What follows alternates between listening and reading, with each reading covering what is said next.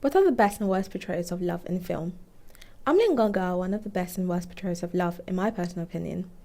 Although the films revolve around the same themes of love, loneliness, self-confidence, insecurities, dysfunctional coping skills, and identity and personality formation, they both do an excellent job with things like colour grading, editing, and script to make them feel entirely different. So let us discover how colour grading is used to show the perspective of characters. Let's use Amelie to discuss the theme of love.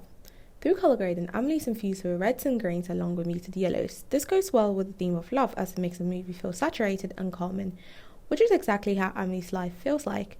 Amelie is a well-lived film with no scenes in complete darkness. This could have been a creative choice or a directorial choice to further enhance Amelie's innocent viewing of life. The colour that stands out the most is red. Red represents warmth, energy, passion, and obviously love.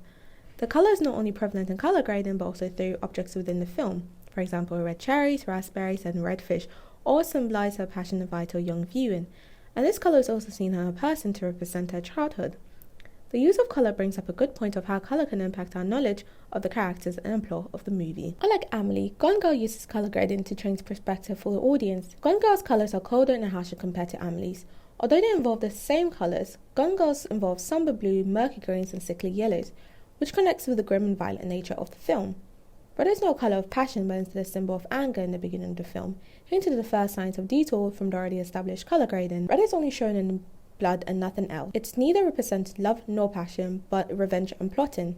David Fincher, the director of Gone Girl, has a distinctive dark and somber aesthetic. For Fincher, everything in this shot is an extension of the characters and should reflect their dilemmas. It is not the objects themselves that should tell a story, but the colours and textures comprising them. Gone Girl has two major colour schemes. The cool ones were blue and green, and then the warm ones were muted yellows and hints of green.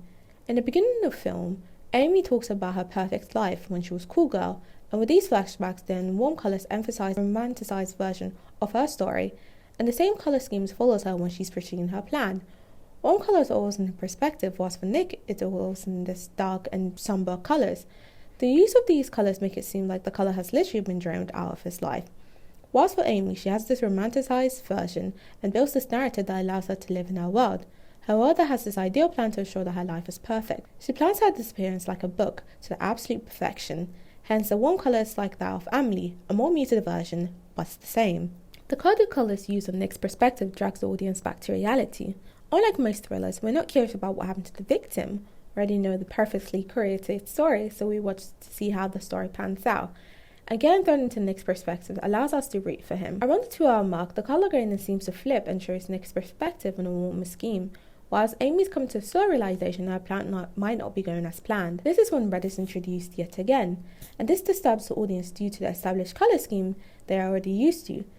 Instead of the colours gradually returning to Nick's life, it comes in the full force of red, which makes it a huge eyesore and draws attention to the perpetrator due to the blue colour scheme. It shows a contrast to the red, almost like it's Nick's internal conflict of being happy he is not convicted of Amy's murder, but a conflict of having Amy back. Both Amelie and Gone Girl do an amazing job with using colour grading to create a perspective of the characters and how they view their own lives, and how that affects the story. Amy and Amelie's lives are as similarly perfect, hence the warm colour schemes, while for Nick, who's going through a tough time, his perspective is sombre and darker, and this does an excellent job at allowing the audience to tell the stories apart.